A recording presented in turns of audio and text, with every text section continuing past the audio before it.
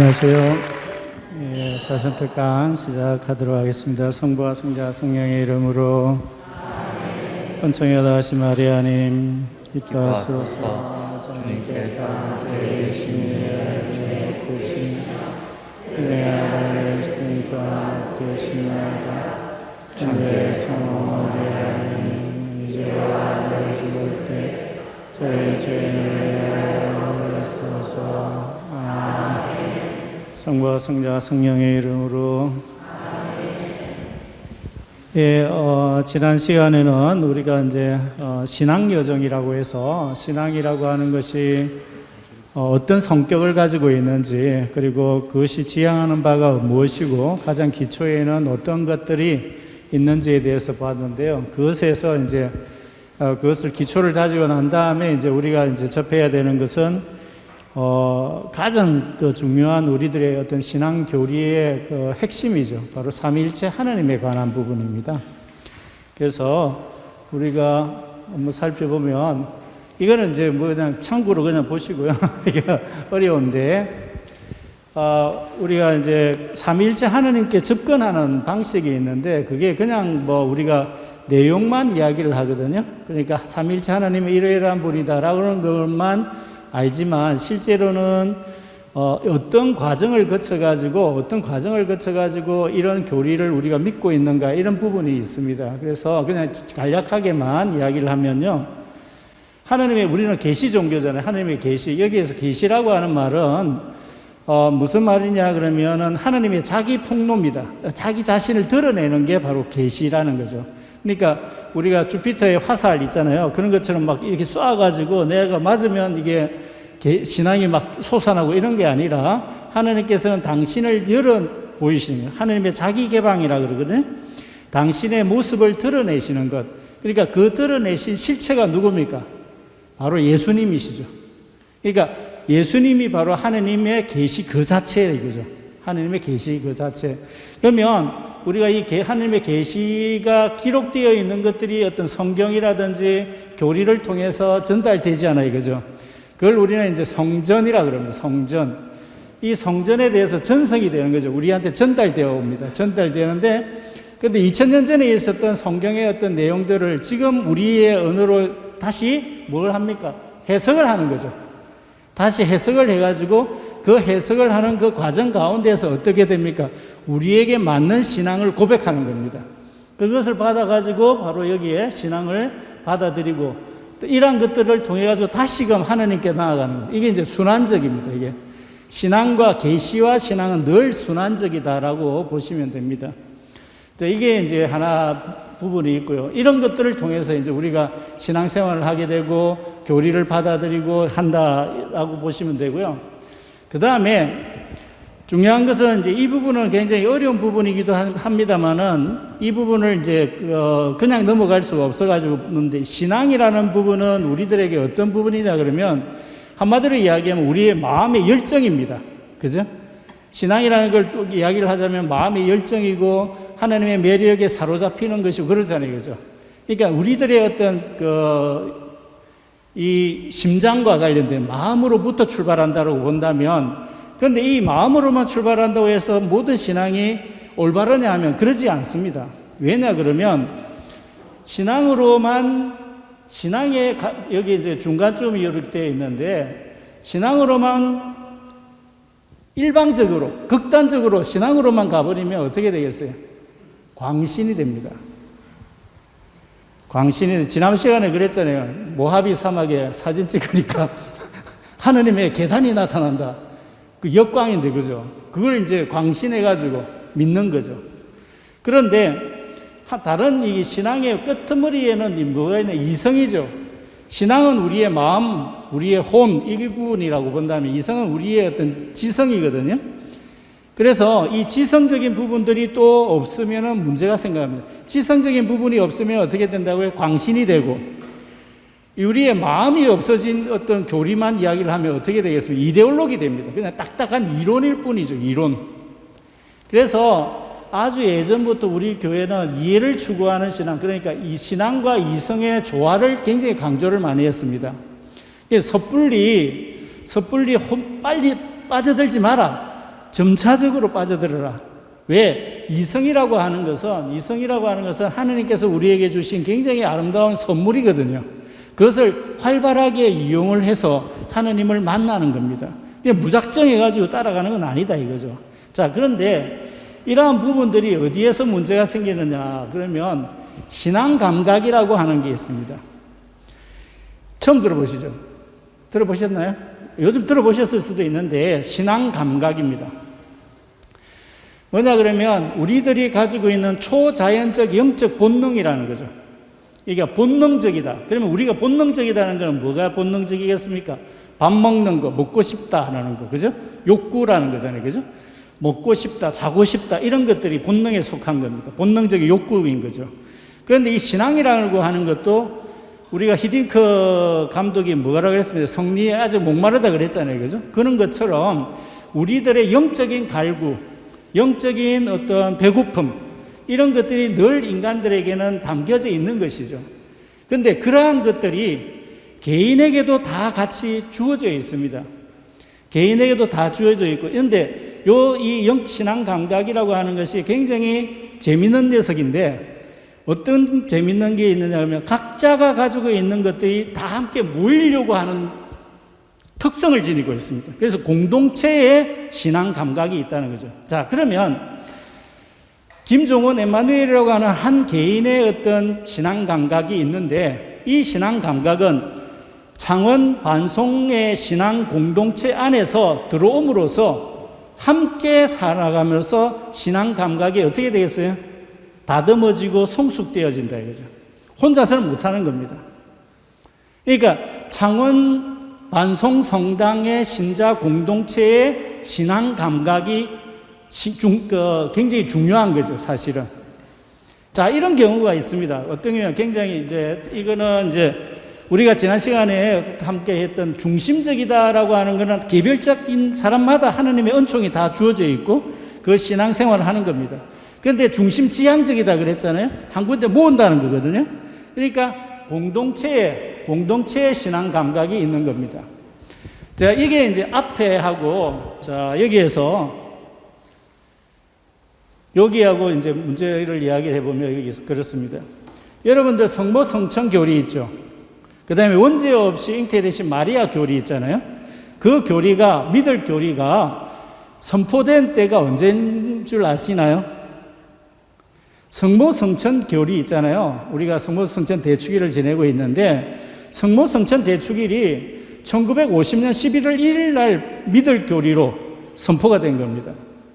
1950년 됩니다. 그리고 원죄 없이 잉태되신 마리아 교리 같은 경우는 1800년 됩니다. 그러니까 오랜 시간 동안에 많은 사람들이 진심으로는 가지고 있었지만은 교회가, 그죠? 이 교회가 믿어야만 한다. 그러니까 믿을 교리라고 하는 것은 가장 우리들에게 제일 중요한 믿을 교리가 뭐겠습니까? 사도신경, 그죠? 예수 그리스도는 우리의 주님이시다. 이런 거거든요.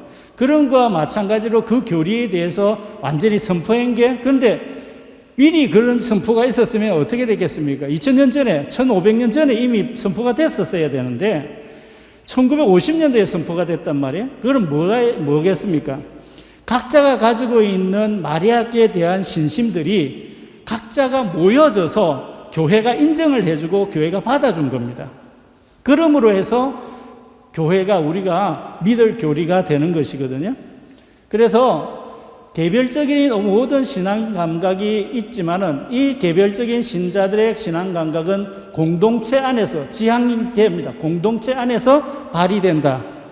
가장 긍정적인 요소가 우리가 아까 금방 이야기했던 성모 신심에 대한 부분이잖아요. 그죠? 이것이 어떻게 또 작동을 할 수 있느냐 그러면 공동체의 신앙 감각이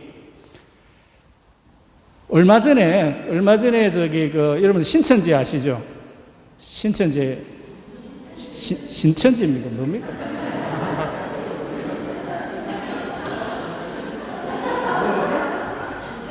신천지 맞죠? 헷갈려. 신천지 사건이 있었잖아요. 그죠? 그런데 모 교구의 모 성당에서 이 문제가 불거졌습니다. 이 대상이 누구였느냐 그러면 신부였어요. 본당 주임 신부였습니다. 이 신자들이 생각하기에 저 신부 너무 이상하다. 아니, 교리를 이야기하는데 지금까지 우리가 믿어왔었던 신앙의 어떤 이야기가 아니라 너무 딴 이야기를 하고 있다는 거죠.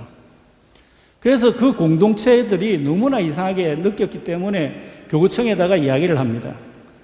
우리 신부 좀 이상하다. 그러니까 모든 것들이 뭐 상태가 영혼의 상태가 안 좋다든지 뭐 이러면 정신 건강이 안 좋다 그러면 좀 와가지고 정신 건강을 해라도 하는데 이건 신앙의 문제, 교리의 문제였기 때문에 이상하다 해서 교구에다가 이야기를 합니다. 그러니까 교구에서 조사를 해보니까 그 신부가 신천지에 속하는 거였죠.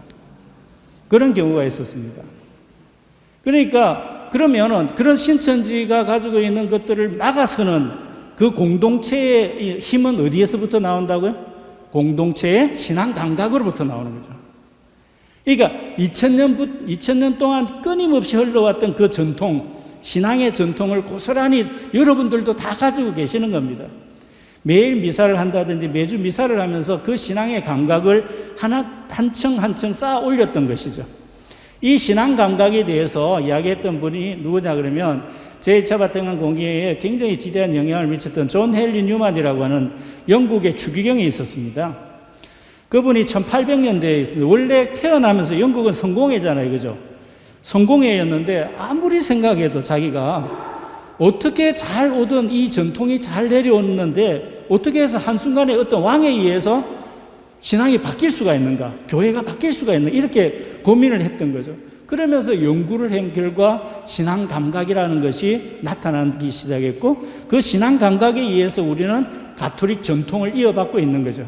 그래서 우리가 지금 현재로서는 창원 반송에서 신앙생활을 하고 있지만 어떻게 2000년 전에 예수님께서 말씀하신 그죠?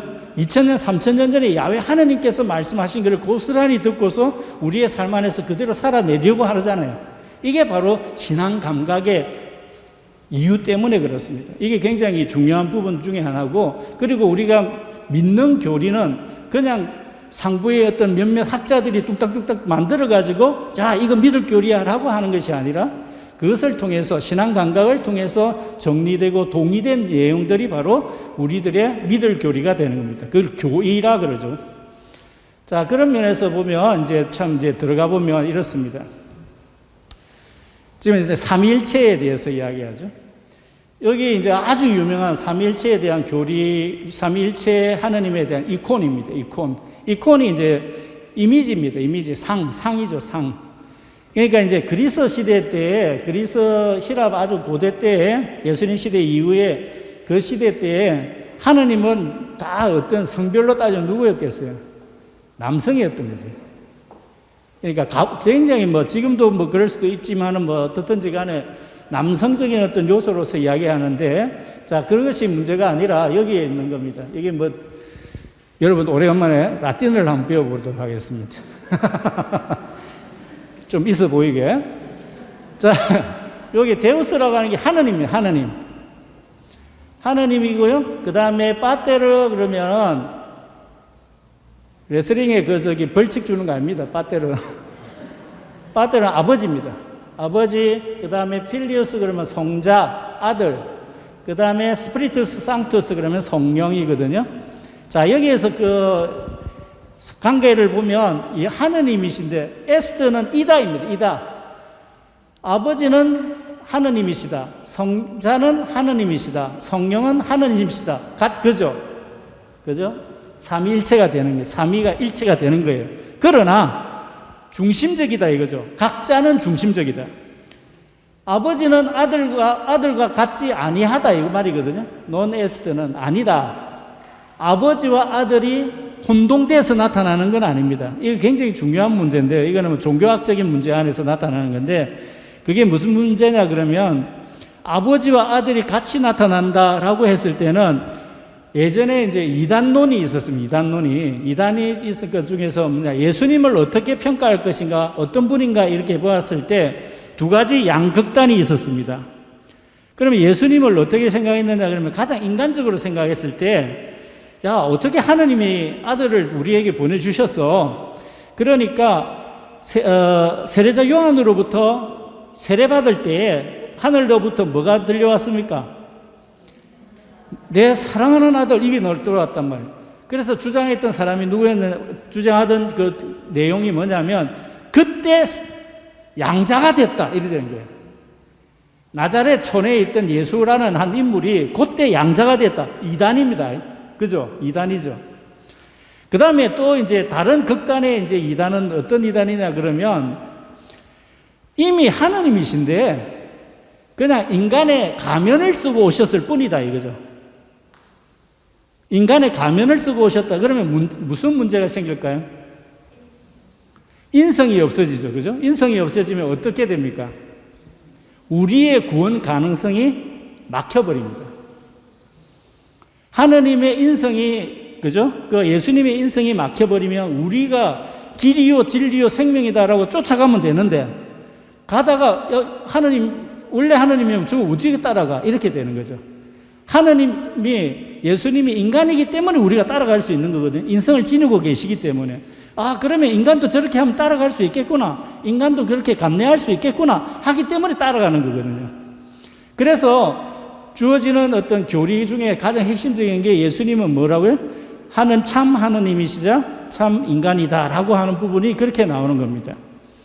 어떻든지 간에 요거는 이렇게 보시고요. 참고로 보시고, 제2차 바티칸 공의회가 발견한 것 중에서 우리 자신을 누구라고 생각하느냐라는 부분에 굉장히 이야기를 많이 하게 됩니다. 왜 그랬느냐 그러면요, 제2차 바티칸 공의회에서는 그전에 어떤 교회의 모습은 항상 뭐였습니까? 나를 중심으로 움직였거든요. 제가 교회라면 나를 중심으로 움직였거든요. 그런데 세상은 바뀌었다는 거죠. 세상 밖으로 나아가고 원천으로 돌아가서 하느님께서, 예수님께서 우리에게 무엇을 원하셨고 정말 교회의 모습이 이게 맞는가라고 하는 부분입니다. 그래서 제2차 바티칸 공의회에서 찾아보니 삼위일체로 갈 수밖에 없었던 겁니다. 근데 삼위일체에 들어가가지고 연구를 해보고 기도를 해보니, 묵상을 해보니 그분이 가지고 있는 성부, 성자, 성령께서 가지고 계시는 한마디의 어떤 가장 큰 특징을 발견했는데 그게 바로 친교였습니다. 친교. 그러니까 성부와 성자와 성령께서는 서로를 주고받음으로써 친교의 삶 안에 계시는 것입니다. 그러니까 친교의 삶은 어떤 삶일까요? 사랑의 삶입니다. 그분을 전혀 훼손하지 않고, 그분의 위격, 페르소나를 전혀 훼손하지 않고 그분의 것을 온전히 받아들임으로써 함께 살아가고 있는, 일치되어 있는 삶을 우리에게 보여주시는 것이죠. 여기에서 굉장히 중요한 어떤 원리 하나가 있는데요. 이게 상호정려, 상호침투라는 부분이 있습니다. 제가 그 강론 때 이야기를 한번 했던 적이 있는데, 피앙세 두 사람이 있었어요. 그러니까 혼인을 앞두고 있는 젊은 사람이 있었는데, 한 사람은 이제 남자가, 그죠? 그러니까 약혼남이 약혼녀를 찾아갔습니다. 집을 똑똑똑 두드렸어요. 누구세요? 그러니까 그 남자는 당연히 나야 그랬어요. 그러니까 문을 안 열어주는 거예요. 돌아와서 왜 저 사랑하는 여인이 문을 열어주지 않지라고 고민을 하다가 다시 가서 문을 두드렸는데 누군지 하고 물어보길래 나라고 했는데도 또 안 열어주는 거예요. 아니, 나라니까 왜 안 열어주냐고. 그런데 다시 돌아와서 가만히 생각을 하고 성찰을 하고 다시 갔습니다. 다시 가서 뭐라고 이야기했느냐 그러면, 똑똑똑 누구세요? 그러니까 너야 너라고 이야기하니까 문을 열어주더라, 그죠? 그러니까 나와 너의 관계가 있잖아요, 그죠? 너가 된다 할지라도 내가 없어지는 건 아니잖아요, 그죠? 그러니까 뭐냐 그러면 그걸 이제 영성적으로 보면 그걸 공감이라고 하기도 하고, 함께 감정이입을 통해서 하나가 되는 것이죠. 우리가 부부싸움을 한다는 것도 마찬가지로 니는 와 내 마음을 못 알아주는 막 싸움하잖아요. 그런데 그 내 마음을 어떻게 보여줄 수도 없고 또 그렇게 들어갈 수도 없고, 하지만 최선을 다해서 그의 입장이 되려고 노력을 하면 조금씩 순해지는 그런 경우도 있지 않습니까? 그러니까 이것이 바로 상호 정려, 나를 주는 것이고 나도 주는 만큼 또 그의 것도 받아들이는 것. 주는 것만이 능사가 아닙니다. 받을 줄도 알아야 되거든요. 그거를 이제 좀 이야기를 하자면 침투라는 말로 하는데 그게 굉장히 용어적으로만 침투이고요. 상호 정려다라고 하는 거죠. 그런데 여기서 한 가지는 보세요.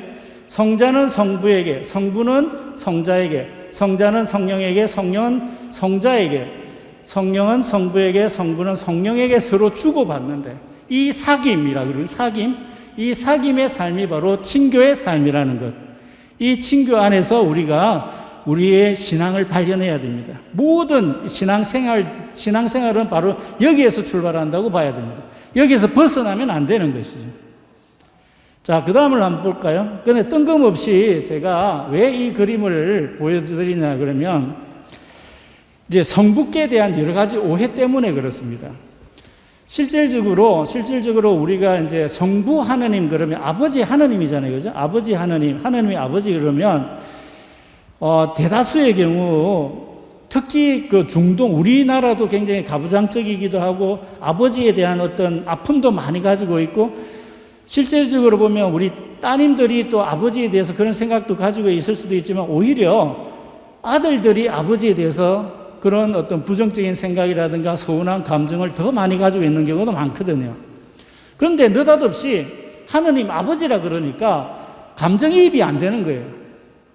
내가 한 발짝 나아가려고 그러는데 나 아버지는 무슨 양반이야.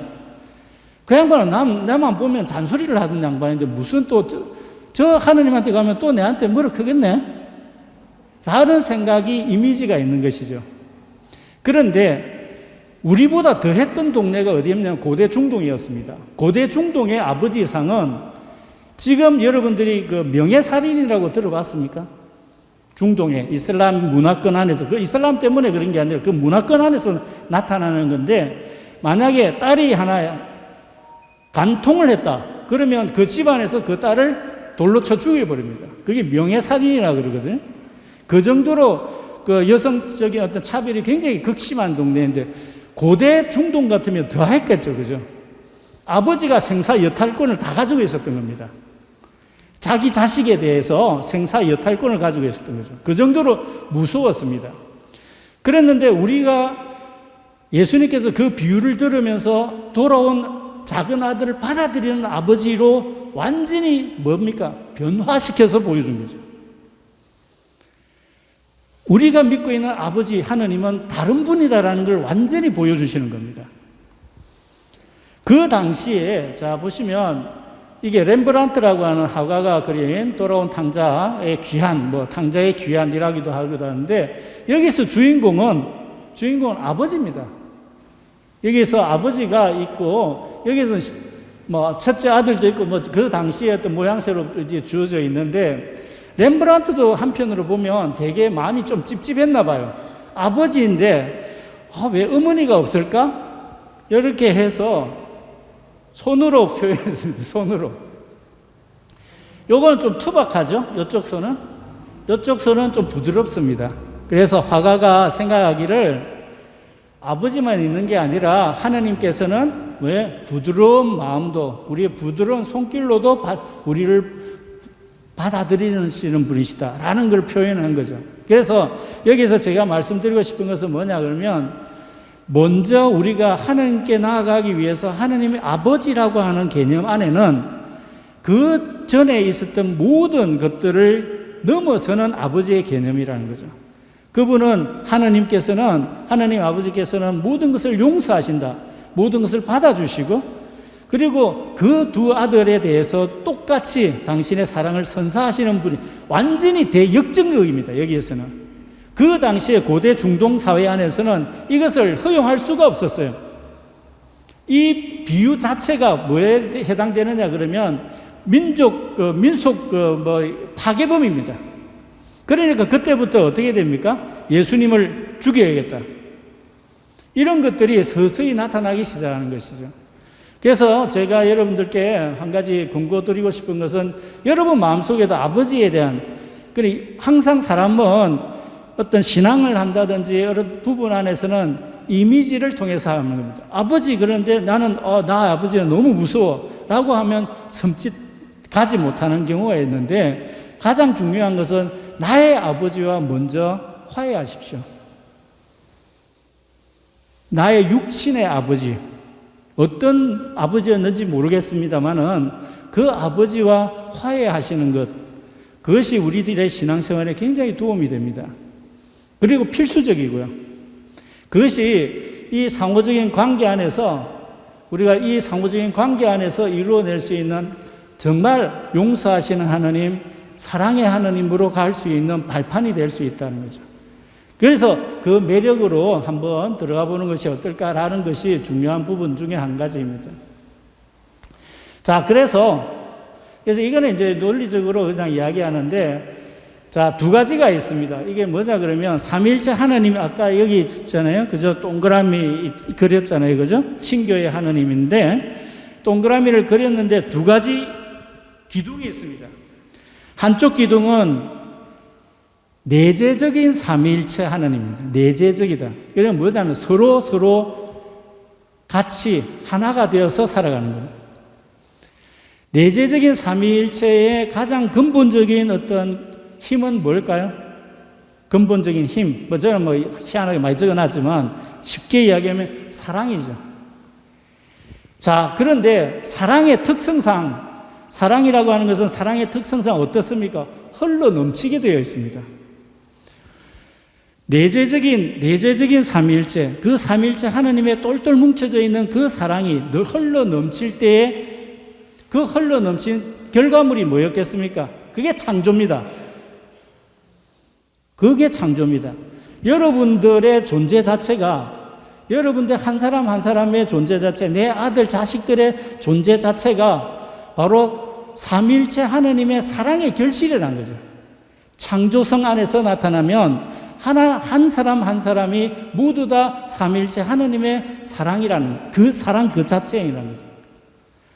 그런데 그 창조를 하긴 했습니다만은, 창조가 되었지만은 에덴에 있지 않고 우리는 지금 어디에 있습니까? 우리 창세기적으로 이야기하면 에덴의 동쪽에 있잖아요.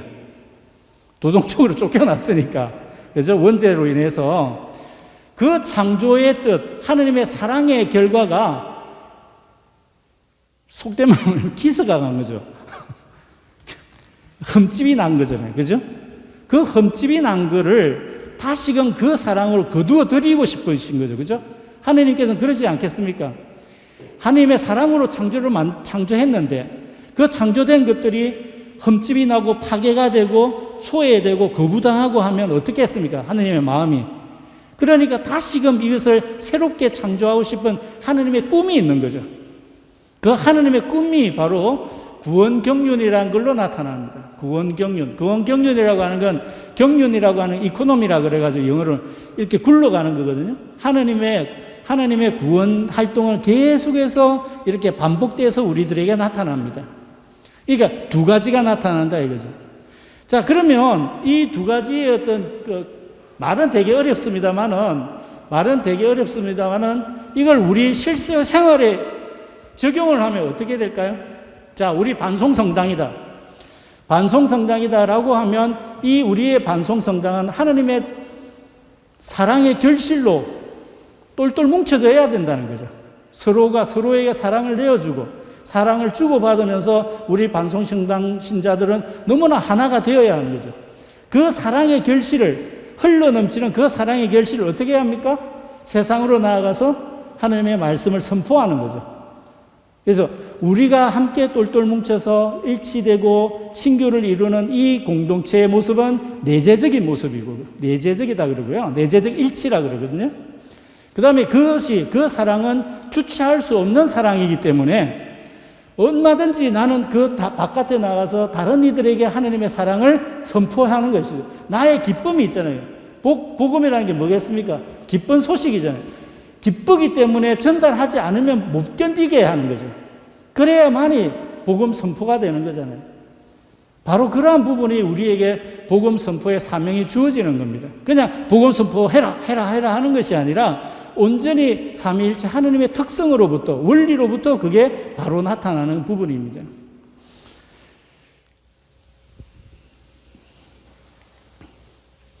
자, 여기에서 이제 한번 살펴보면 그 부분입니다. 자, 예수님에 대해서 말씀을 드리자면, 삼위일체 하나님. 그러면 예수님은 어떤 분인가? 이런 어떤 관계성 안에서 그분은 작정을 하신 거잖아요.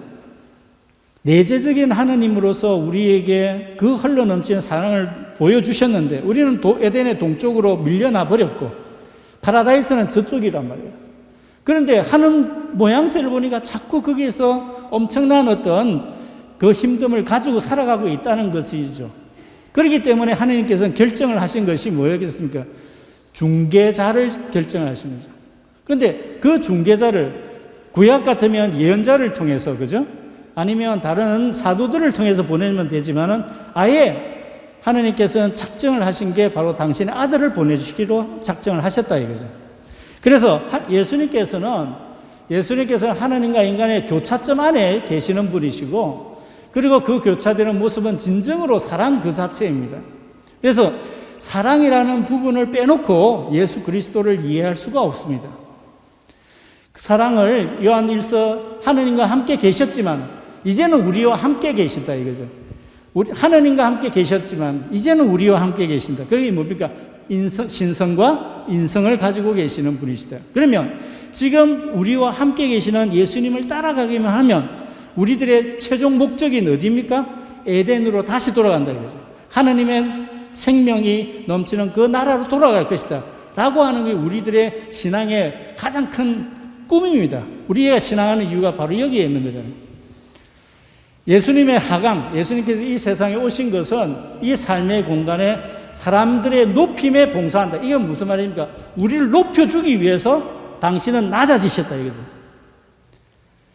이 역설입니다. 역설. 당신이 몸소 우리에게 오셔서 하신 것은 우리를 높여주시기 위해서, 하느님께로 밀어 올리기 위해서, 그죠? 밀어 올리기 위해서 어떻게 됩니까? 당신이 내려오셔야 했고, 더 낮은 자의 모습으로 오셔야 했고, 더 겸손되게 오셔야만 했다 이거죠. 그래서 가장 밑바닥에서 들어 올릴 수 있었다. 거기에 봉사하신 분입니다. 이 공간에 영혼으로부터 참여하시고 하나님의 계획에 따라 인간의 공간에 오셨다. 지난 시간에 이야기했던 성모님의 하나님과 예수님의 잉태 그 장면 있잖아요, 그죠? 그렇게 작은 분으로 오셔야만 했던 이유가 바로 거기에 있다라고 보시면 됩니다. 자, 여기에서 이제 한 가지, 이게 이제 제가 지금까지 그 신학을 공부하면서 모든 것들은 이런 어떤 그림에서 다 해결이 됩니다. 자, 앞이라고 하면, 자, 또 라틴을 한번 하면, 이게 전치사입니다, 전치사. 뭐뭐로부터, 이거 잘못됐네, 이거. 뭐뭐를 통하여입니다. 통하여. 여기에 있는 게 통하여고요. 이쪽에 좀 옮겨서 써야 되는데 통하여고요. 그 다음에 뭐뭐로입니다. 우리의 인생은 어떠냐? 우리의 신앙생활은 하느님으로부터 예수 그리스도를 통하여 하느님께로 나아가는 겁니다. 자, 여기에서 하느님으로부터 창조되었단 말이죠. 이 창조된 것을 통해서 예수님의 통하여라는 말은 뭐라고 했습니까? 페르소나인데 소나의 원형이 소눔이거든요. 이 소눔은 뭐냐면 음입니다. 소리. 내 하느님의 말씀을 통하여, 그죠? 하느님의 말씀을 통하여 하느님께로 다시 돌아갈 수 있다라고 하는 부분입니다.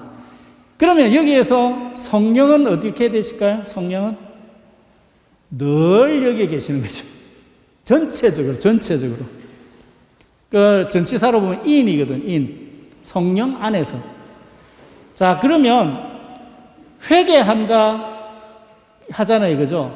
회개는 요 변곡점입니다. 탁, 터닝 포인트.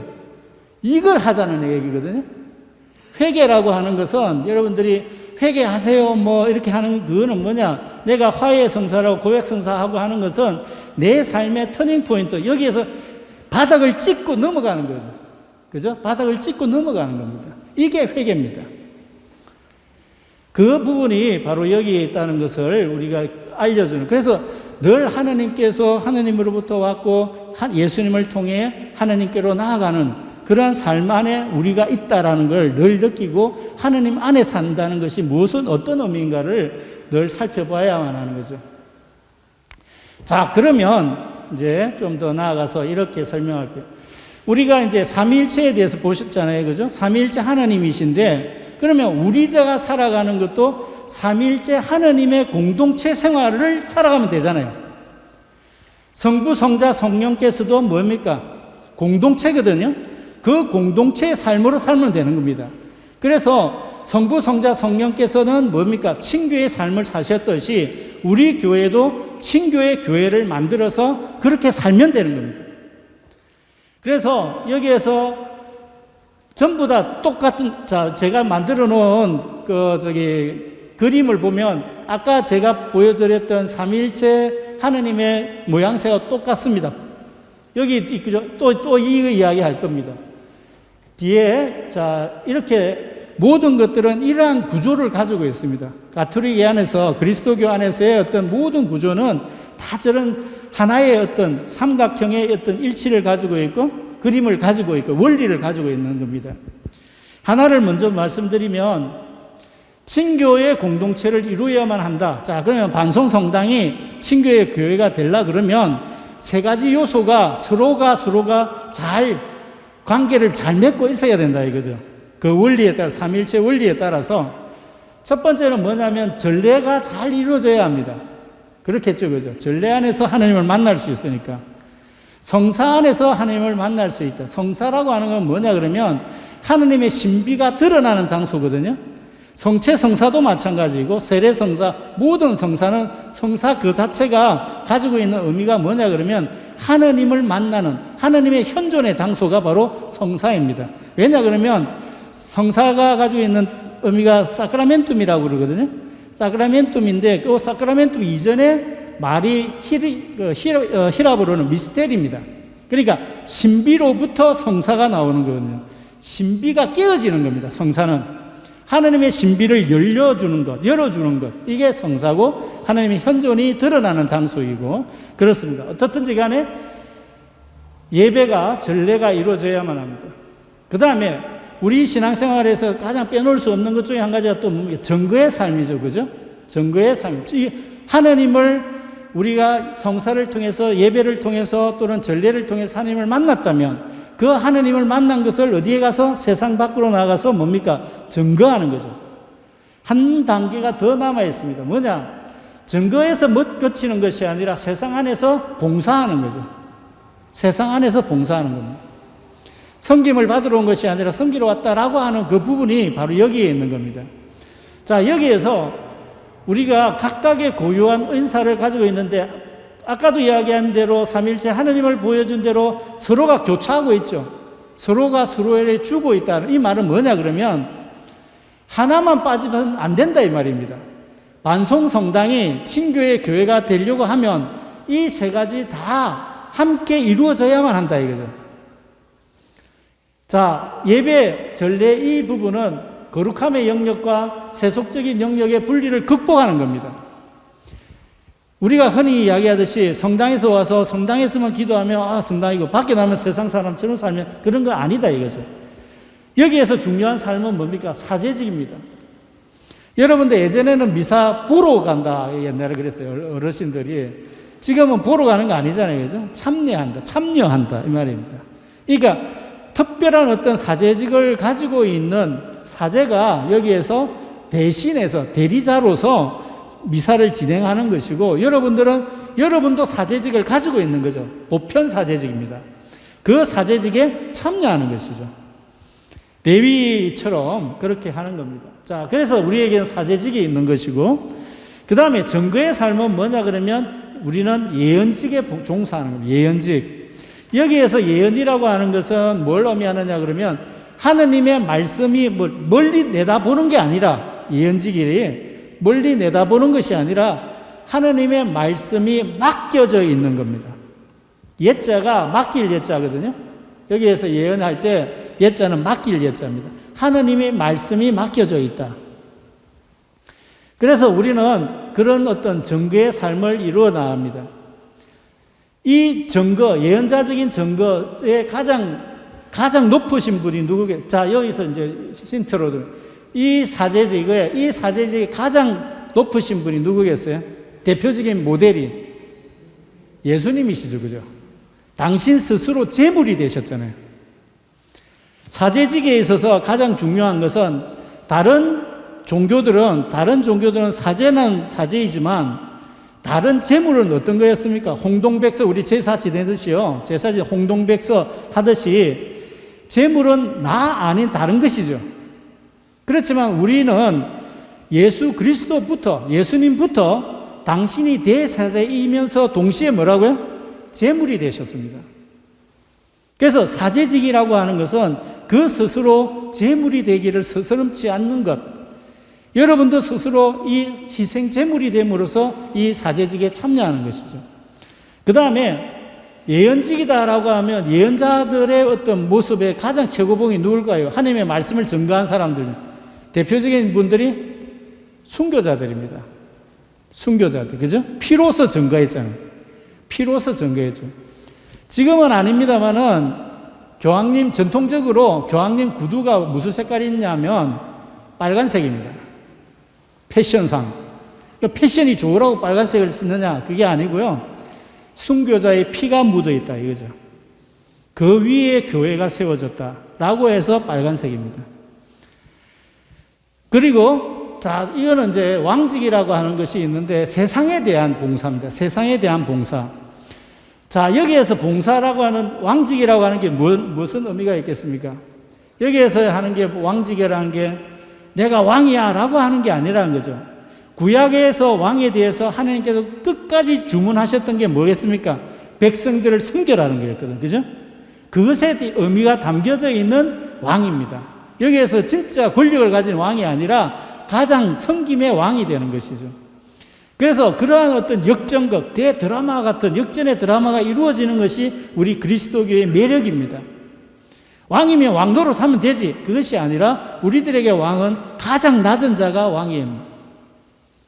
그러한 부분들을 가지고 있는데 이 세 가지가 따로따로 떨어져 있어서는 안 된다 이거죠. 자, 그러면 우리가 창원 반송성당이다.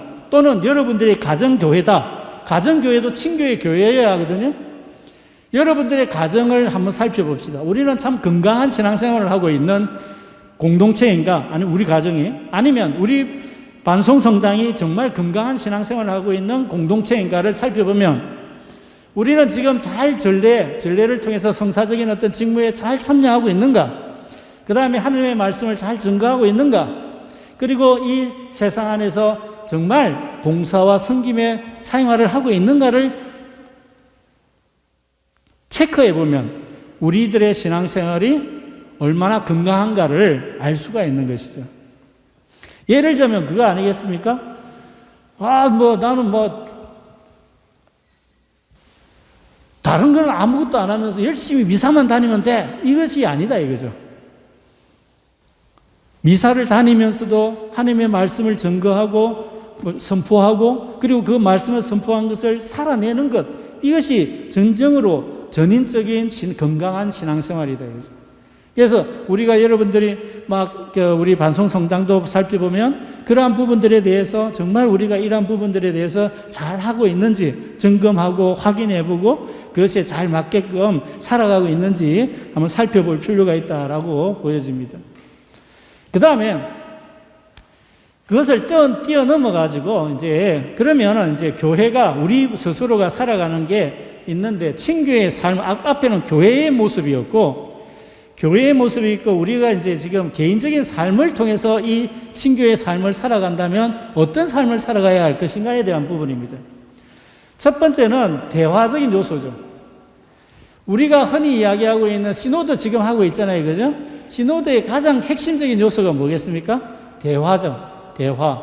그래서 대화긴 대화인데 대화의 시작이 어디에서부터 출발합니까? 듣는 것으로부터 출발하죠. 그래서 그렇게 강조를 많이 하는 겁니다. 두 번째 요소는 뭐냐면 서로 협력하는 거거든요. 공동 작업으로 이루어집니다. 시노드를 보시면 시노드를 하는 작업이 뭡니까? 사제와 교사들, 사제와 신자들이 공동 작업으로 이루어내거든요. 공동 작업으로 우리 본당은 안 하고 있습니다만은 이러한 것들이 교회의 사명 안에 이루어지는 것이다.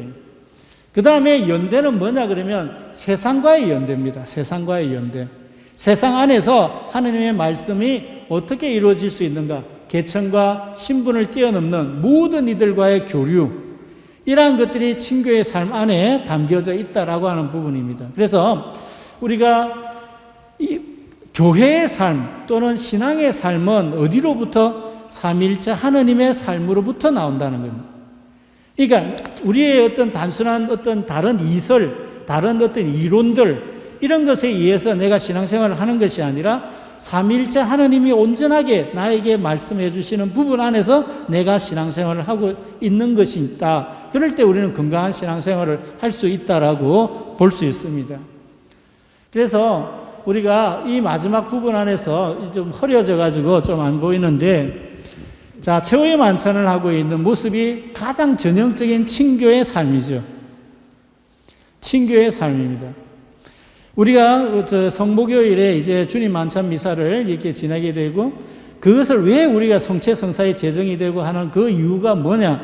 가장 중요한 롤 모델이기 때문에 그렇습니다. 친교의 삶. 그 안에서 서로를 주고받고, 내 몸이, 자, 예수님께서 뭐라고 했죠? 내 몸이다. 받아 먹으라. 그러면은 우리도 역시 마찬가지로 나의 모든 것을 바쳐드리는, 서로 주고받는 관계가 이루어지는 장소가 최후의 만찬이었던 거죠. 피자 하나 되면 이거 잘 좀 분명해서 하긴 하는데, 예수님은 어디 계실까요? 여기 성합 안에 계시죠. 여기 좀 또렷하게 원래는 있는데 흐릿하게 나와서 그러는데요. 자, 모두가 하나 되어서 예수님 안에서 있지만 성체를 다 나누어져 있잖아요. 그죠? 빵이 나누어져 있어요. 모든 이에게 교류하는 겁니다. 하나이면서 다양하지만 하나이고, 이것이 교회의 원리입니다. 여러분 모두가 다양한 얼굴들을 가지고 있지만 우리는 성체를 통해서, 성체 성사를 통해서 하나인 사람으로 살아갈 수 있고, 그 하나인 삶이 지금 하느님께서 우리에게 그 엄청난 사랑의 배려로 창원 반송이라는 곳에 우리를 배려해 주신 겁니다. 그 배려해 주신 것 안에서 이제 우리가 건강하게 신앙생활을 해 나가는 것, 이것이 바로 정말 하느님의 친교의 교회, 친교의 삶, 친교의 삼위일체를 증거하고 그대로 살아내는 것이다 라고 하는 것입니다. 그래서 삼위일체와 공동체는 뗄래야 뗄 수 없는 관계. 공동체, 그러면 늘 삼위일체의 그 아름다운 그 사랑의 친교를 생각하면서 함께 살아가고 아름다운 공동체를 이루어내는 것이 우리들의 숙제입니다. 왜냐 그러면 하느님께서는 예수 그리스도를 통해서 최종적으로 이 땅에 하느님의 나라를 만드시기를 원하시기 때문에 그렇습니다. 그 하느님의 나라는 어떤 하느님의 나라입니까? 사랑의 하느님의 나라죠. 용서의 하느님의 나라고 화해의 하느님의 나라이고, 이 모든 것들이 우리 반송 공동체로부터 시작할 수 있도록 함께 기도하고 또한 그렇게 노력하면 좋겠습니다. 네, 저는 여기까지 하고요. 우리 허기현 시부님께서 영신 수련과 관련해서 조금 또 말씀을 하도록 하겠습니다. 고맙습니다.